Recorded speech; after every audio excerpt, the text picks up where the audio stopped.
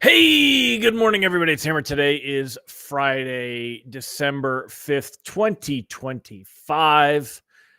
I, of course, am Hammer, founder of Originator Success, Grab and Go Social, and Rate Sensei. Three great products to help you be a better originator, get more loans from Google and social media. I also have the hiccups, which I'm killing off this morning. So remember, you can join me live each and every weekday morning, 9:30 a.m. Eastern Time, broadcasted to you on Facebook and YouTube. If you're watching the replay, don't forget, give me a hashtag replay in the comments. If you would like to join me live and you want a reminder to come to your phone, sign up on our text list, hmmr.io/reminder, or use this cool QR code over here. While you're signing up for things, if you're not signed up for our email, our daily email that goes out, it's absolutely free. Make sure you spread the word. Share this with other originators. ratelockadvice.com. Also, this cool QR code over here. If you'd like to sign up for our text alerts, twice a day in the morning and in the afternoon, we send out an text message letting you know what's going on with the markets, where we think things are going and how they're ending for the day. Also, if there is risk of reprices, you could get notified and protect your pipeline. Check them out at ratetextalerts.com. So with that said, let's go ahead and say hi to all the live folks. Who's here this morning? We've got James Mahan here this morning. Good morning, sir. Hope you're having a great Friday. Sean Segaloff, what's up, man? It's Hammer Claus, baby. I'm not Santa. Hammer Claus. Rob Stewart, good morning. Deb Dickinson, great to have you here. It is a quiet run this morning. Did the text message go out that I'm here? Let's see. Yeah, it went out. Okay. All right. Everything's working. Just everyone's not working. Good morning, Mallory Fotiatis. Remember, y'all, save the date. The reason I picked December 30th, it's probably the absolute best day that you can be just totally focused on something, because I don't like to do it Black Friday, the day after Thanksgiving, because hopefully you're still in family mode and I don't want to take away from that family time. But when you're that week between Christmas and New Year's is always a quiet week, but yet you're still kind of, you're kind of familyed out. You've already done the holidays.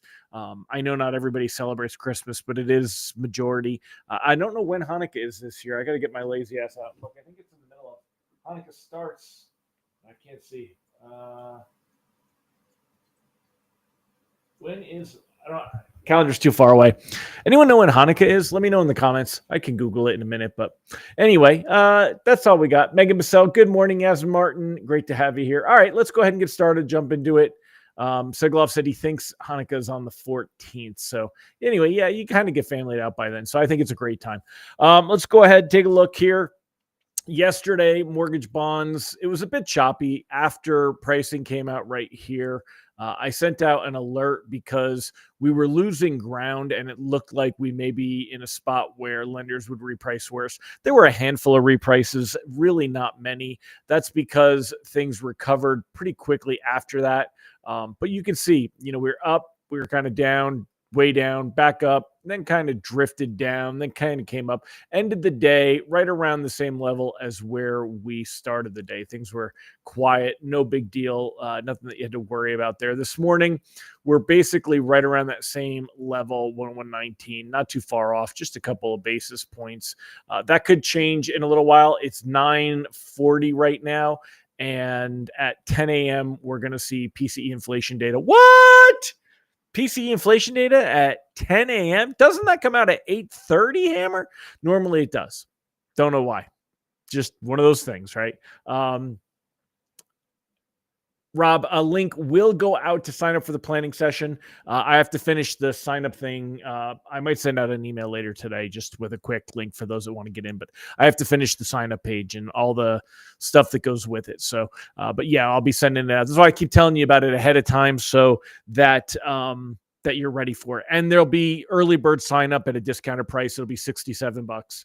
And then those that wait till the last minute to sign up will pay $97. So I think it's well worth it. I think if you pay for it, you also take it more seriously. And this year I have a twist. Number one, I have a guest who's going to, I think, bring a tremendous amount of value to it. Number two, we're going to be using AI a little bit to do this. And I don't want you to get intimidated, because what I'm doing is I'm working on building a GPT that you guys can use during the workshop, which will give us a finished document so that you leave with a vision plan, a success plan in your hand at the end of the workshop that you are ready to roll with. I think it really, really will help this year. So I'm excited about that. I think there are uses for AI. I know I'm an anti-AI guy, but there are definitely uses for AI. So anyway, as we get through the rest of this stuff here, let me put the stuff up on the screen the right way. So quick recap.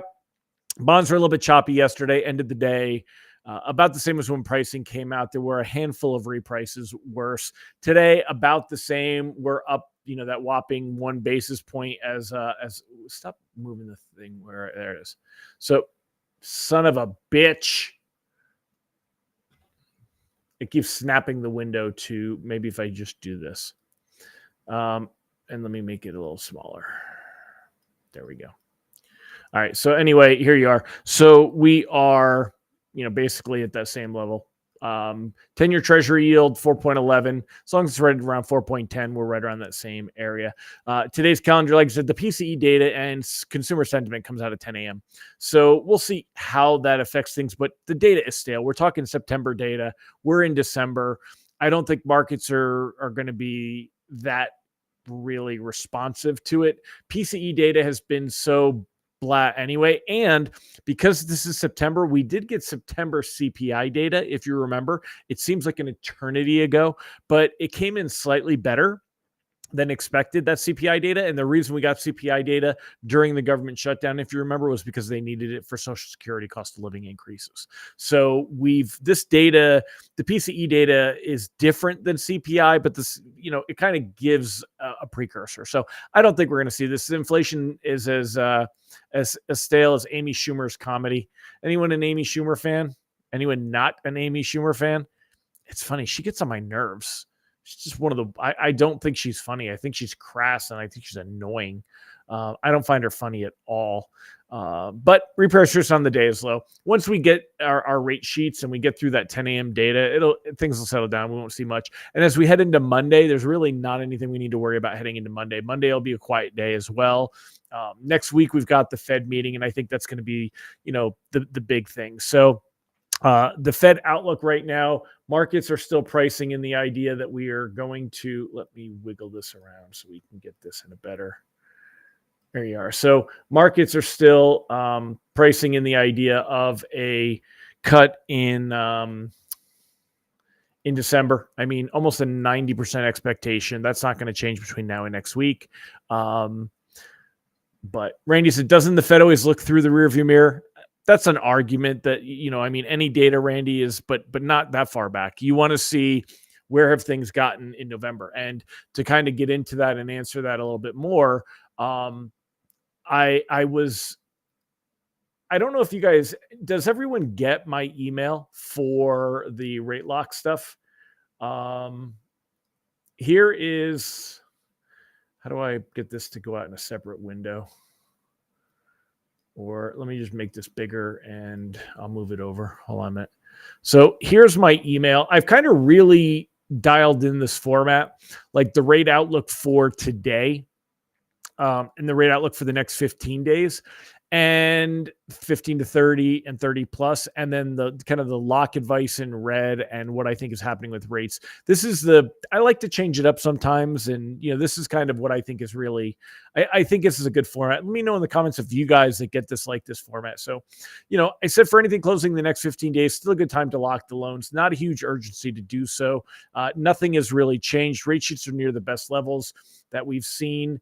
That has not changed. If you take a look here, 6.24, 6.23, anything 6.2. Look at this. I mean, 6.22, 6.20.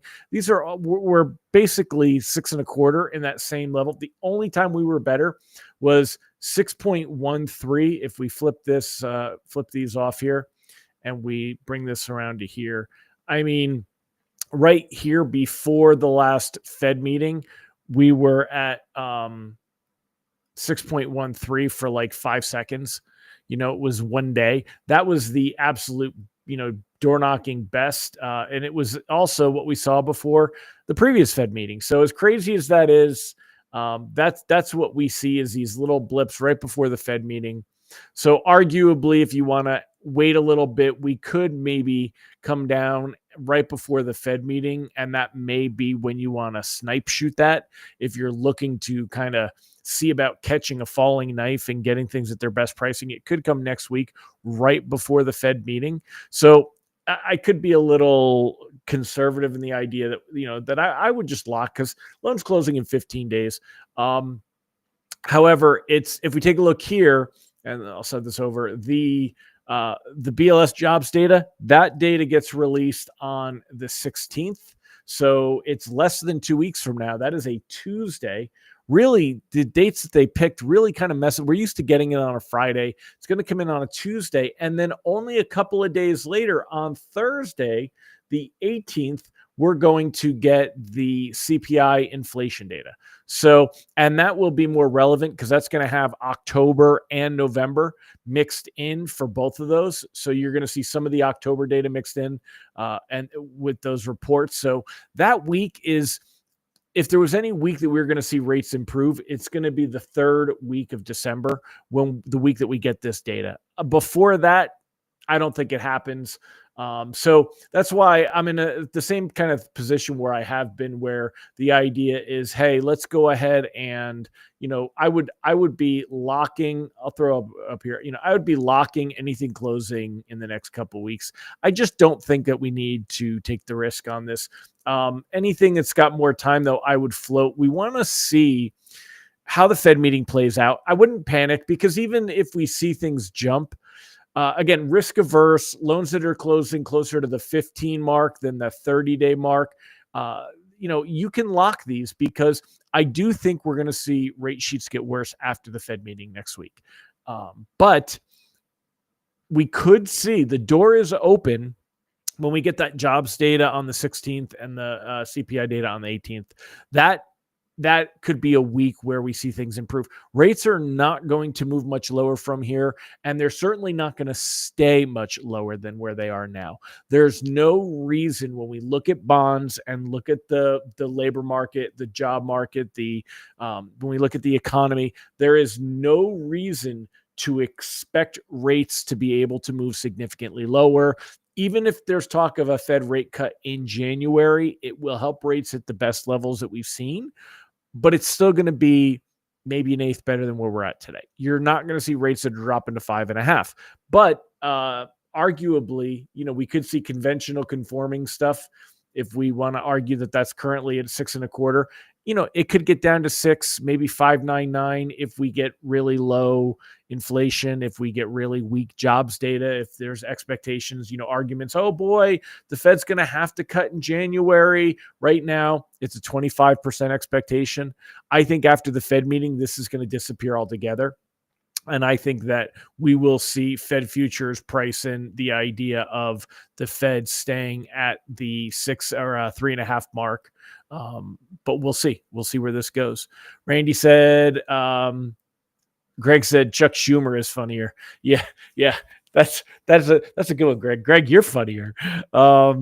All right, Randy, doesn't the Fed always look through the rear mirror? Yeah, but again, they're using old data to try to figure out where they think things are going, looking for trends, and they have things. If we lock now, we'll have to deal with realtors saying the Fed lowered mortgage rates. Yeah, that's certainly, but that's an opportunity to reach out on those loans and say, hey, listen, we're locking. You may think this, it's already priced in, have that conversation. It's hard though. People don't get it. But if you wait until the Fed lowers rates may jump. And I think that's what we're going to see next week. We've seen it the last 2 Fed meetings. I don't have the dates here in bonds, but I would argue it's probably right here. Let's see, October 29th. I don't remember when the last Fed meeting was, but I would say that was probably it right here, because that's when we have a drop. And in September, we had the same thing happen. And you could see that one over here. And it kind of led to a, longer term. This one led to a longer term. Then it comes back up. Then it comes back up. And guess what? I think we're going to see the same thing happen again. I think you're going to see after the Fed meeting, rates are going to, you guys aren't seeing that. Let me pull this over. I think you're going to see that same thing. I think you're going to see they're going to come back down. I think we're going to test. That is a terrible line. I think we're going to test this level. I think things will come back down here. Let's take a look at what was this? This was back in November 14th, 15th, 17th. So I think you are going to see these rates again. That's where I think we will be. And now I gotta move this. The window size is wrong. So I think you're going to see these rates again. I think that after the Fed meeting, but I think like what happened now, you'll see them drop back down again.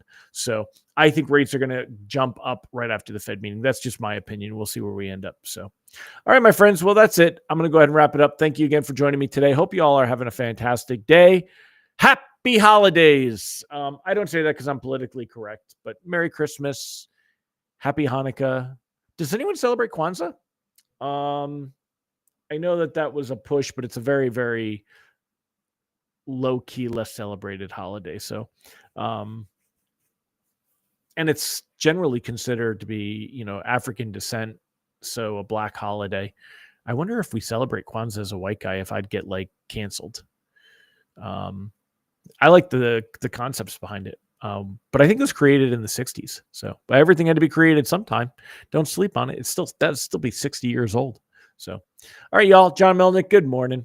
I hope y'all have Shannon said, what did you say, Shannon? Shannon, great to see you, my friend. I haven't seen you in so long. I hope you're doing well. I see your Facebook once in a while and your family, your son. I hope you're doing well. So, all right, I'm going to wrap up, y'all. I'll see you guys on Monday.